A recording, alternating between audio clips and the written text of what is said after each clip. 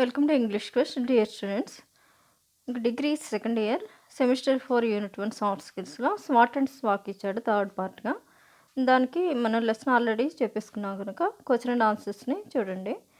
What is swat and స్వాక్? First question ఇది. Answer చూడండి. Swat stands for strengths, weaknesses, opportunities and threats.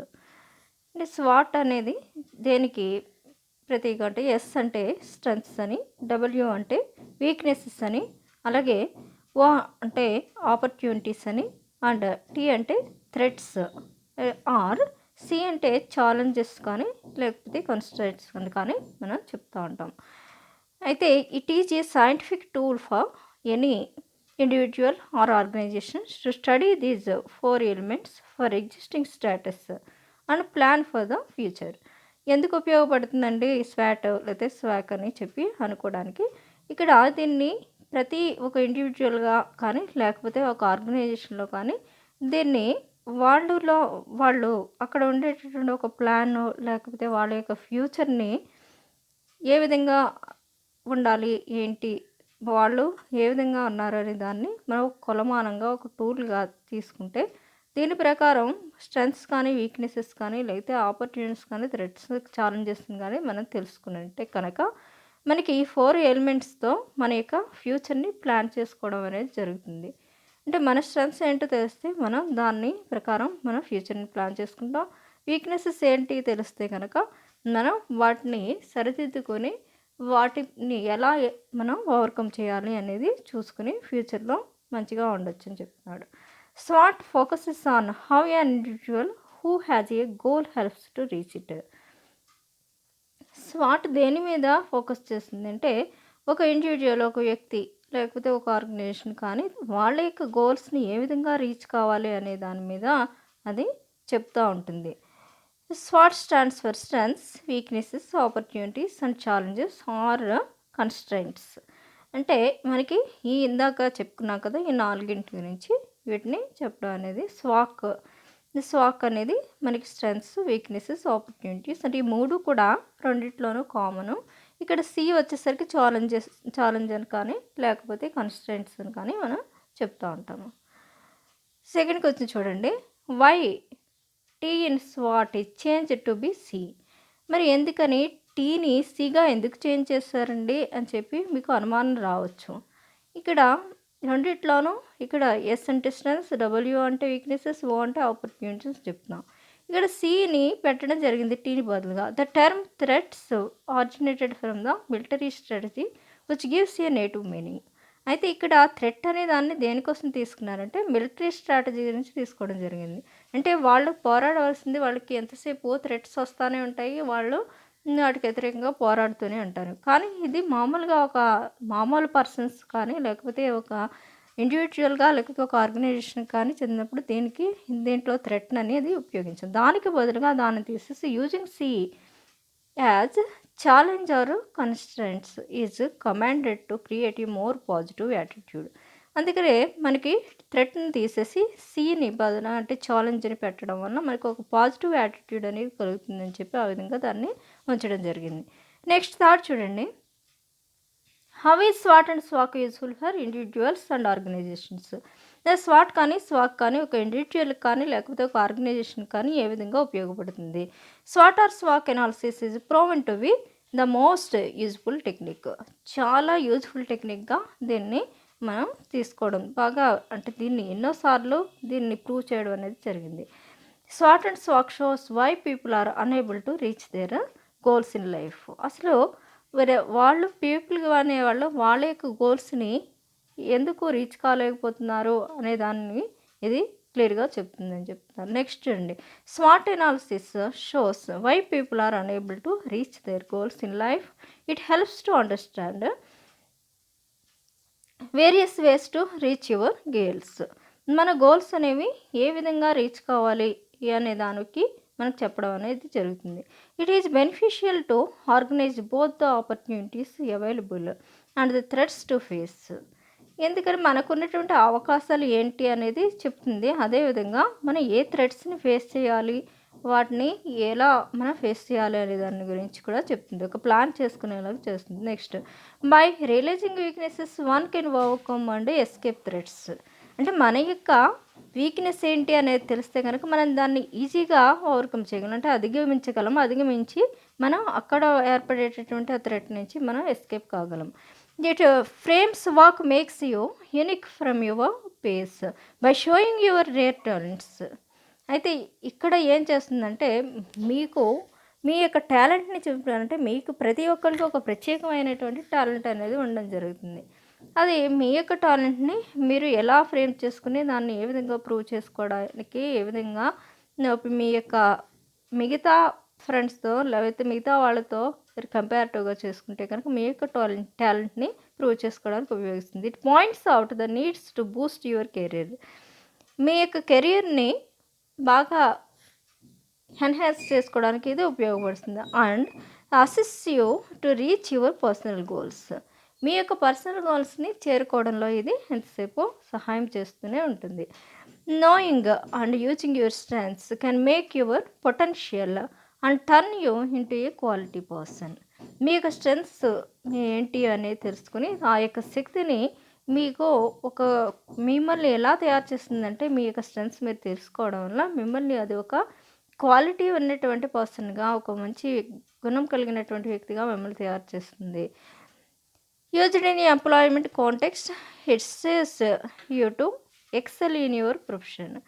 అదే ఎంప్లాయ్మెంట్కి తీసుకుంటే మిమ్మల్ని అందరికంటే మీ ప్రొఫెషన్లో మిమ్మల్ని ఎక్సెల్గా ఉండేలాగా మిమ్మల్ని తయారు చేసి అందరికంటే కూడా ఎక్కువ ఉన్నతంగా ఉండేలా చూస్తూ ఉంటుంది. It discloses opportunities that you need to be utilised. It also helps to peep into yourself so that you can draft your career plan and successfully. ఇంకా దేనికి ఉపయోగపడుతుంది? మీ అంతటా మీరు మీ యొక్క కెరియర్ని ప్లాన్ చేసుకోవడానికి, సక్సెస్ఫుల్గా మీ యొక్క జీవితాన్ని గడపడానికి ఇది ఉపయోగపడుతూ ఉంటుంది. థర్డ్ క్వశ్చన్ చూడండి. What are the advantages of swat are స్వాక్ analysis? First నేను స్వాట్ కానీ స్వాక్ ఎనాలిసిస్ కానీ మనకి ఏ విధంగా ఉపయోగపడుతుంది స్టూడెంట్స్ కోసం అనేది వెరీ ఇంపార్టెంట్ క్వశ్చన్. చాలాసార్లు మీకు ప్రీవియస్ పేపర్స్లో అడగడం జరిగింది. The typical problem of today's youth is familiarity with many things and ignorance of one self. అయితే ఇప్పుడు ప్రజెంట్ సిచ్యువేషన్ ఎలా ఉన్నారంటే వాళ్ళ గురించి వాళ్ళకి తెలియదు, కానీ మన చుట్టూ ఉండేటటువంటి ప్రతి విషయము వాళ్ళకి తెలుసు అని చెప్పి అన్నిటినీ తెలుసుకోవడానికి ప్రయత్నిస్తూ ఉంటారు, కానీ వాళ్ళ గురించి వాళ్ళు తెలుసుకోవడానికి ప్రయత్నం అనేది చేయరు.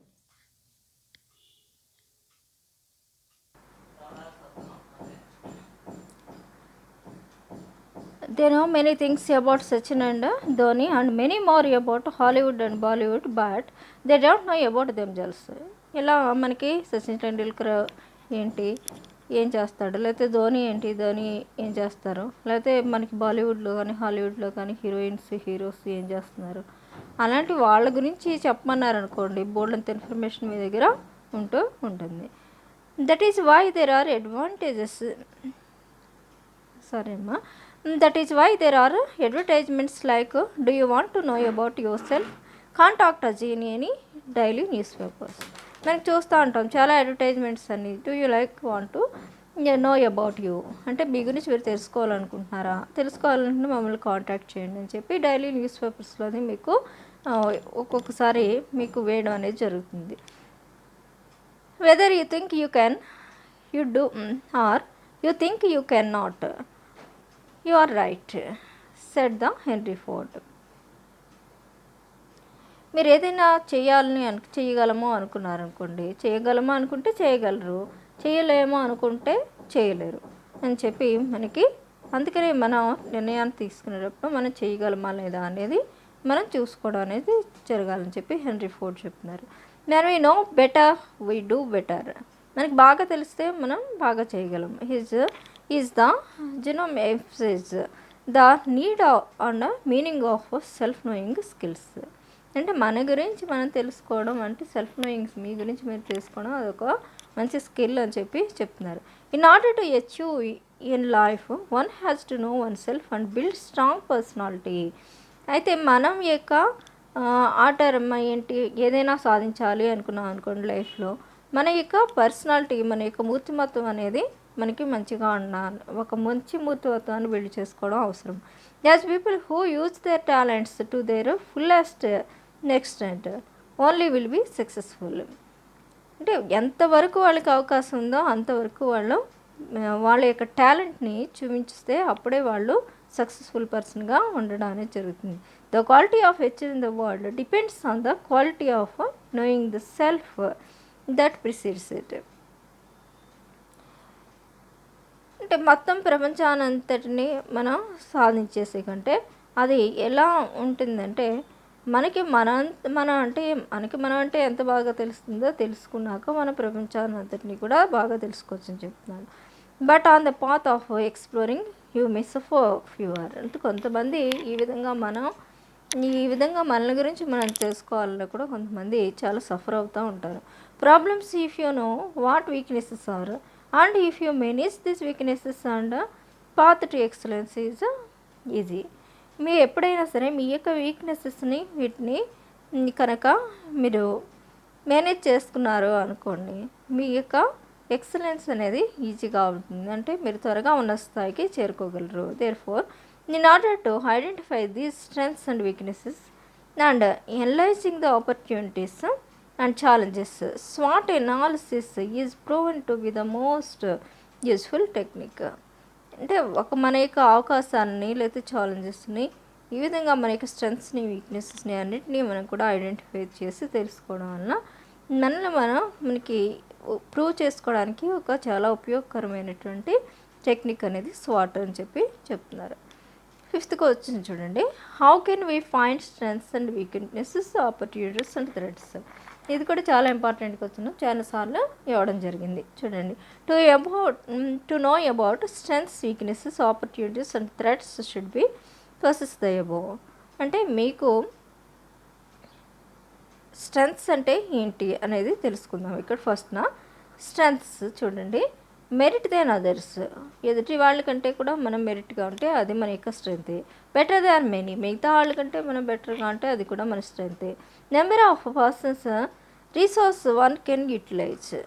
అంటే మనకు ఉండేటటువంటి వనరులన్నీ కూడా మనం పర్సనల్గా వాటిని ఉపయోగించుకుంటే కనుక మనకి అది కూడా మన యొక్క strength. The more number of strengths other can see in us. మన దగ్గర బోల్డ్ అంత స్ట్రెంగ్త్స్ ఉన్నాయి, బోల్డ్ అంత స్కిల్స్ ఉన్నాయి అని చెప్పి ఎదుటి వాళ్ళు చూసుకుంటే అది కూడా మన యొక్క స్ట్రెంగ్త్ అవుతుంది. The talents which we feel proud of. నాకు ఈ టాలెంట్ ఉంది, నేను ఈ పని చేయగలను అని చెప్పి నాకు చెప్పగలగానికి చాలా ప్రౌడ్గా గర్వంగా ఫీల్ అవుతూ ఉంటాం.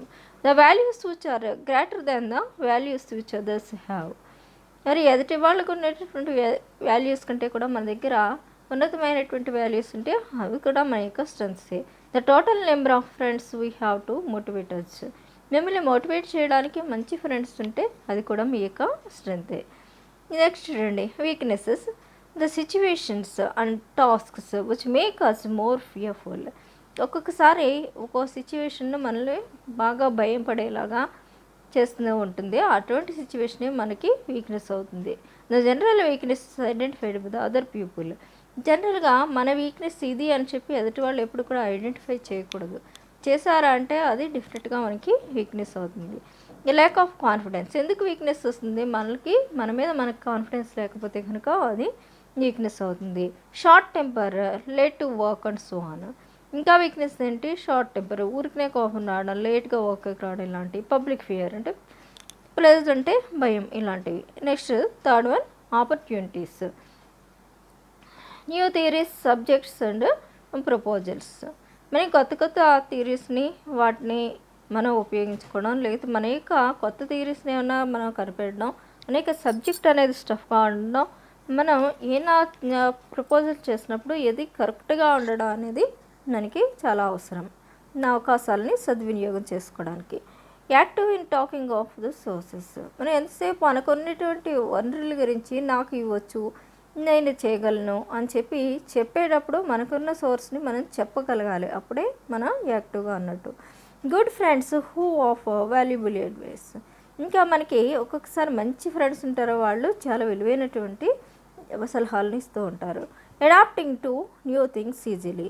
ఏదైనా కొత్త విషయం ఉందనుకోండి, అమ్మో నేను నేర్చుకోలేను అనుకోకుండా దానికి మనం కూడా నేర్చుకోగలని చెప్పి నేర్చుకుని దాన్ని చూపించడం. Next tackle a difficult subject which others fail to do.